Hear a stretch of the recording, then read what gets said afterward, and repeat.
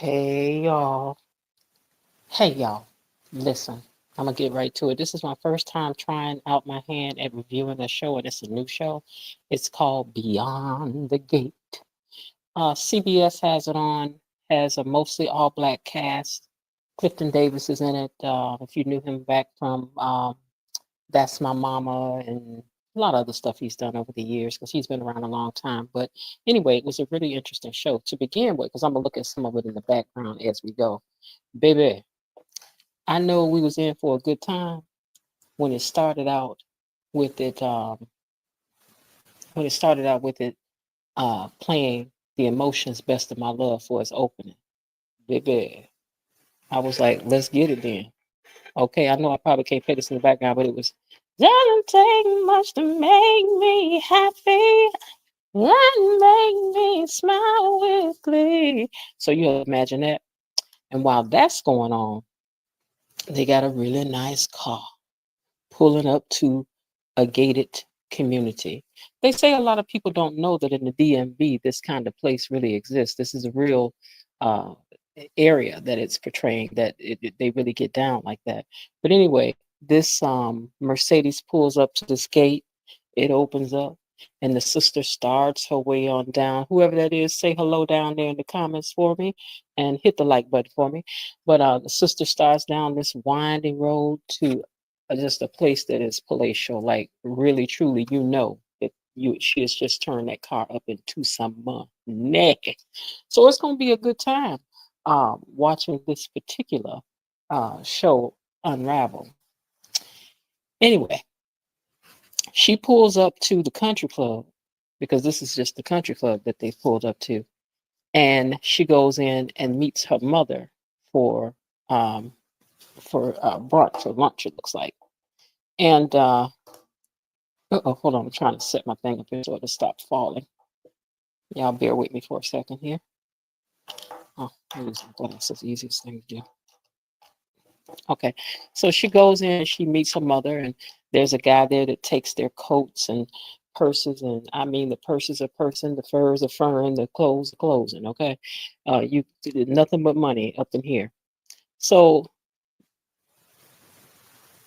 the first thing I noticed, right, is that when they go inside to have lunch, the they have purses for their tables. Now, it is not because I've never seen that before, but just the fact of the detail that they have going in this show was very impressive. That somebody put enough money into it to even say we even gonna. I mean, to make it that realistic, because we know things that are really up, high class are really high class. Okay, so anyway, they sit down, put their purses on their own chairs, and they proceed to talk.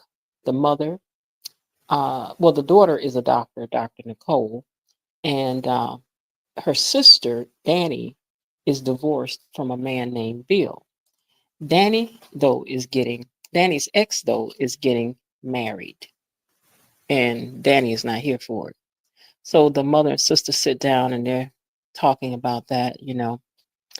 And the mother,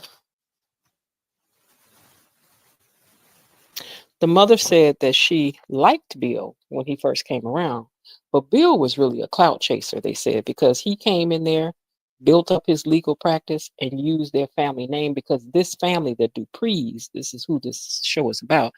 This family, y'all bear with me because I won't be stumbling like this the next time, but the Duprees are nothing but money, money, money, money, money. Okay. So this guy marries one of the daughters, her name is Danny, and builds his business up and then walks away. Mm, mm, mm. And you can also tell, just this to the side, that this daughter, that's the doctor, is the mother's favorite. And Danny, the one that's kind of emotionally broke up, she really is, child, because she ain't over that divorce, is the daddy's favorite. He really dotes on her. But anyway, um, the mother said that she was a go-getter herself when she was young. And I think this is what her and this daughter, Nicole, Dr. Nicole, have in common, is that they both are very much go-getters. She said, I saw your dad. I saw what he was, going to be about. And it's not that, not that I'm saying she didn't love him, but she was saying that she wanted to get her a man that was going places. And Clifton definitely was. going places. I'm calling him Clifton, but that's not his name on the show. But Clifton Davis was going places. Meanwhile, somebody named Naomi, which I think is one of the other sisters, was late for lunch, but she was out with her husband and otherwise detained. Then we have these scenes with what I'm gonna call Light Bright. Light Bright Ashley and this man, I couldn't tell if they was newly married or they was a new couple, but they only gave them like a couple scenes right fast, quick, and in a hurry. So I don't really have much to say about that because it was like, I'm really excited about starting my day. And boom, they was gone. Meanwhile, back at Danny's house, she's met up with one of her friends. Uh, she was one of the few white characters on the show, but she met up with one of her friends and they were talking. She gets on the phone, calls her daughter. She reminds her daughter, she said, "Hey, we got some stuff coming up and you better be ready." So Danny's background is that she was a model, or it seems like that was, like she was in the model fashion world. But her daughter, Chelsea, has really made her mark in this area, especially with social media. She's an influencer and a fashion icon, they said. And so with her and the mother having had similar paths, of course, Danny, that makes her an overbearing, pushy mother. Okay, and I know that we're gonna see more and more her getting on her nerves. But anyway, the daughter, it seems that Danny, the mother, is her manager or something, because the daughter was saying to her sister that, like, I really want to kind of get up from under mom with what I'm doing, but I feel so bad for what she's going through with this divorce. No, sidebar. I'm really wondering if Danny's going to end up to be a narcissistic mother and that she's trying to relive her life through her daughter and keep her attached to her. But we shall see, because it was only day one, child. Anyway, meanwhile, Danny's ex-husband, Danny runs into Haley. Okay? Now let me tell you who Haley is. Haley is the girl that stole her husband. And Haley done brought herself down to the country club because this is where she gonna have her wedding at. Ooh, child, the unmitigated gall is how Danny feels. That she ain't got no business with her lowbrow self coming down here and having no wedding down to where they all hang out. I guess that's like having your wedding where the family hangs at all the time. So she's like, I don't understand why you got to do that. Well, it turns out that Danny is a girl, not Danny, I'm sorry, that Haley is a girl whom she had taken into her home because she said she came from nothing and we took you in, and then Haley, po baby, she's like, well, I just hope that we can be civil and, be friends again. And then it just proceeded to tell her off, honey. Because I don't know where she think you're gonna be friends with me after you done stole my man. Whew, I can see it's gonna be a lot of twists and turns with this one here. Anyway, then they come back to another scene with this new couple, with this couple that I don't understand who and what they are, because they, like I said, they only give them like, they'll pop up for like 20 seconds and then they gone. Okay, so what happened in the next scene is that the guy was saying, well, it's so exciting that you're starting your new job and that you're going to be a nurse. And I'm like, okay. And she said she'd always wanted to be a nurse. Scene over. So see, again, I didn't get the point of it. But it seems like he's supposed to be like the little perfect man, because he's cooking for her. He done bought her flowers. He gonna drive her into work. I mean, he's perfect. But she don't seem to. Well, anyway, we'll come back around to that. Just remember, he seems perfect. This is the Ashley, the white couple. Okay. I don't know the guy's name, but I know her name is Ashley. Anyway, getting back to Danny, they go back to Danny, and Danny finally makes it to brunch because she was supposed to be there to meet her mother and her sister who were there, dressed to the nines with the purses sitting on the tables and all that. Okay, so she finally makes it to the brunch, and she sits down and right away starts talking about her ex-husband. And her mama and sister don't really seem like they too sympathetic, because I think they probably done heard enough about this. Like they just kind of over it. You understand what I'm saying? They are over it. So anyway, the mother goes on to tell her that, you really need to try to just, move on, child. Just move on. Meanwhile, they go back to the office of Bill, who is Danny, the girl that got the divorce, ex-husband. And he's talking on the phone to his fiance. She is out searching, not searching for it. She's out getting the keys or going to finalize things on the home that they finally bought. Hmm. But here's an interesting thing, right? Danny's friend, who was at the house to begin with her, because she has a best friend that's white. Don't know her name yet. We'll get her eventually. But the white girl that's her best friend is the one that was selling Haley the house. For her and Bill. For Danny's ex-husband and his new soon-to-be wife. And I was trying to figure out where they do that at. But I guess money overrules everything. You understand what I'm saying? Anyway, now here's the thing that got me though. This girl is her real estate agent for the new soon-to-be wife, right? But her mouth was a little smart to me for somebody that's supposed to be working for me and who I'm putting some money in your pocket. And she just started talking shady to the girl. She was like, listen, I hope you're up for what you're into. I don't know. You're gonna have to really work to fit your way up in here. And I couldn't understand why you talking to somebody like that. She's like, you're gonna have to work real hard to get accepted because you're gonna be an outcast.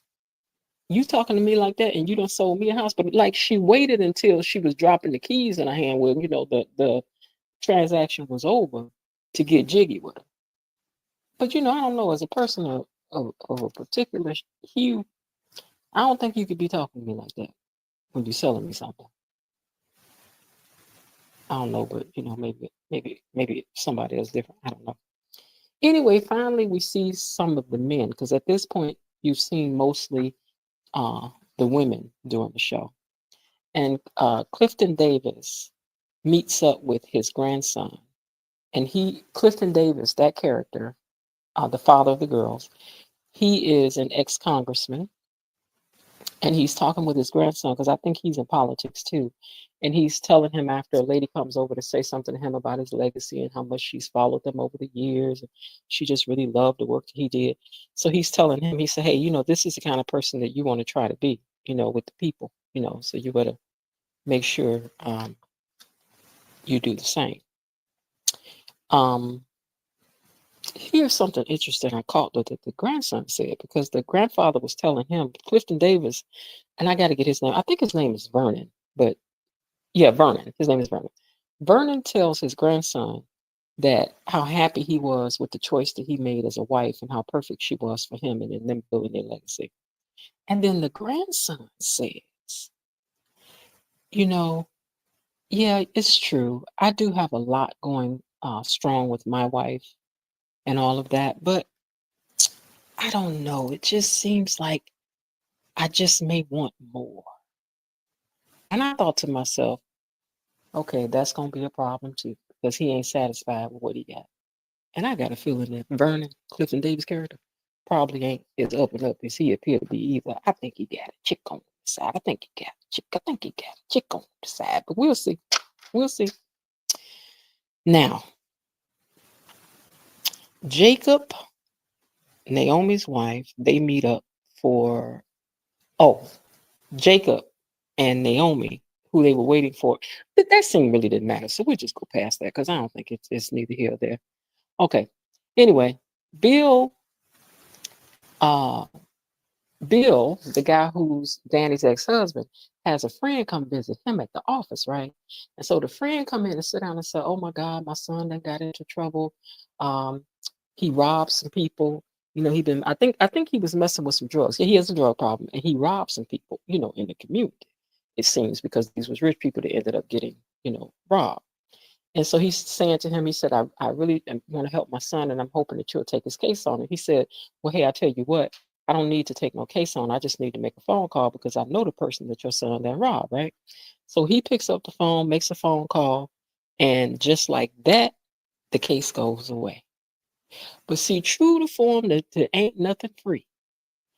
The man says to him, well, how will I repay you? And he says, well, I've done you a solid now, and now you'll just have to maybe do me a solid later too.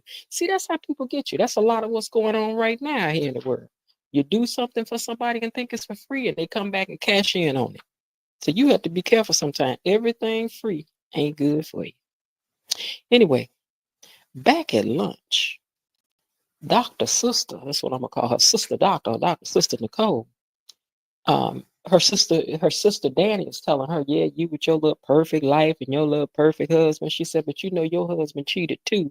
So don't sit over there trying to be all self-righteous with me. And the mother said, well, one thing about it though, they did work it out though. And you kind of want to remember that. See, I'm telling you, the doctor, Miss Nicole, I think that's the mama's favorite. Because even though these girls are living kind of the same existence, it's different because this one puts a smile on her face. Dr. Nicole puts a smile on her face and just lives out the perfection that is not really so. But as long as she's doing that, her mother's happy. And that may be this mother's narcissistic favorite that she likes to control, like making her be just like her. Who knows? All right, so then the white couple jumps up again because I don't know their name. I just know Ashley. And again, they're only there for a couple seconds. He takes her to the new job, and that was kind of it. I got a feeling that they're gonna end up with bigger roles and bigger parts down the line, but I'll say something about that at the end. Anyway, I found it interesting. Hold on. I found it interesting that the other sister who never made it to the lunch, I forgot what her name is, Naomi, bought a necklace for this girl who just keeps the little white girl in the show that just keeps popping up. And I'm like, what's with this? But I guess we'll have to wait to see what relationships are what. Meanwhile, Clifton Davis or Vernon meets up with the family, and they're all sitting there talking at the brunch spot. And you can really see that he dotes on his daughter because he gave her the woo, woo, woo, woo, woo, when she again started talking about the husband. And then he told her, he really had got her to see that she needed to move on, just let it go, move on with your life. He said he's not worthy of your tears. And she was right there. She was right there at the part where she was saying that she was going to just let it go. And then they cut back to the white girl, Ashley, at her new job. Now, what I didn't understand is that somebody showed up, and I'm trying to think, was that the grandson? I couldn't remember if this was the grandson or was this Naomi's husband that was on her job flirting with her, like, yeah, we had a past, or, like he was hinting at the fact, like, I know you still like me, or, like you could tell that was the vibe. And I'm like, see, I know that perfect situation they was trying to read off because perfect ain't never really perfect, right? Anyway, the granddaughters too arrive at the lunch, and they're all sitting there talking, and they just, everything just seems so perfect, so perfect. But I want to make sure. Okay, so what also ends up happening, like I said, y'all bear with me. I'm gonna get smoother at this because I'm, but this is my first time doing this. So, okay, so back at the brunch, right? I'm saying she a best friend to Danny because she was the one that was at her house talking to her in the beginning. The real estate agent, her best friend, Danny's best friend, the one who's getting a divorce, right? She comes to the brunch and she just comes to drop tea.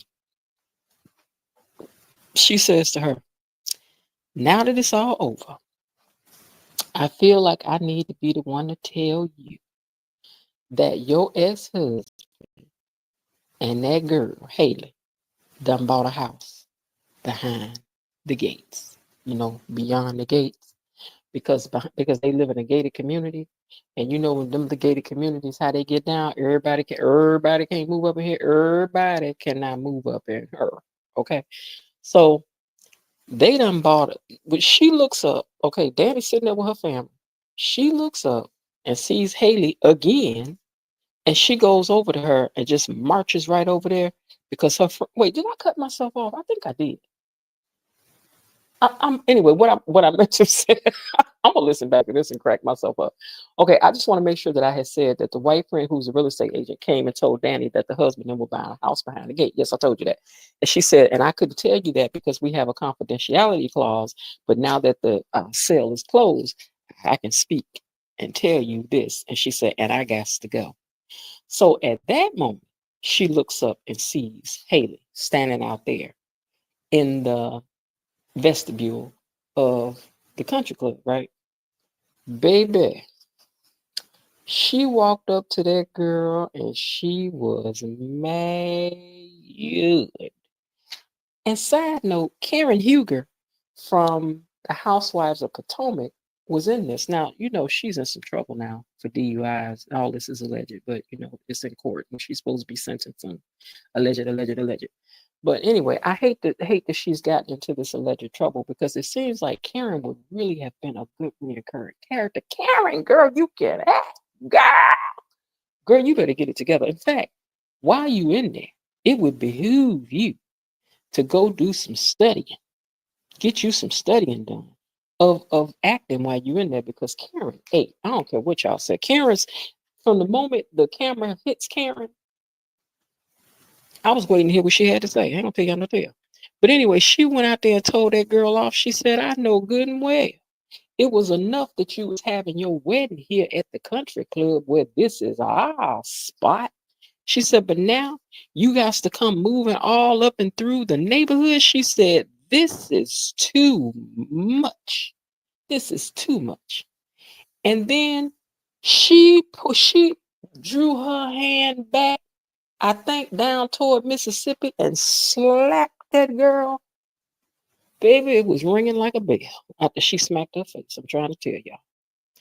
But anyway, when she slapped her, that's when Karen Huger says, welcome to Fairmont Crest. I was like, because in them rich communities, everybody know your business anyway. Everybody know your business in the rich communities, baby. That's what they do. They sit around, have tea and shop and talk about each other and then get together and swap sugar. That's how they used to do it down south too. They just be swapping sugar like they love each other. Anyway, Karen, I'm going to need you to stay off the sauce, baby. Become a regular on this show, do your time, and then I'm going to need you to clock back in and stay sober. Okay?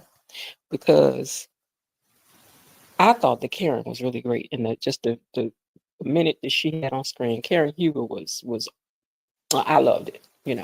Anyway, I'm gonna be tuning in to watch it again because I like it.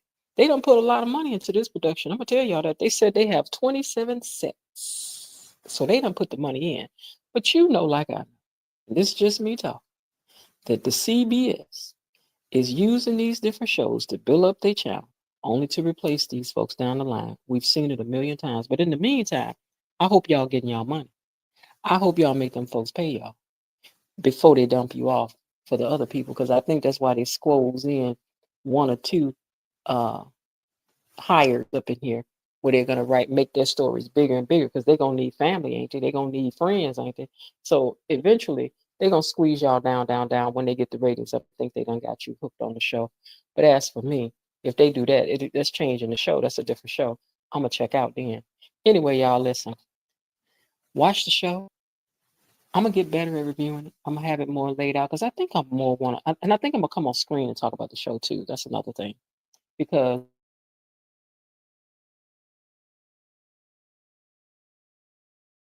I have a high tone show. I think that I have to be dressed high tone to give the review, honey. You feel me? All right. Y'all have a good night. Watch the show on CBS. It's also on Amazon Prime, under I think Paramount Plus. And comment down below and tell me if you like the show, because I did. I liked it. All right, y'all. Bye.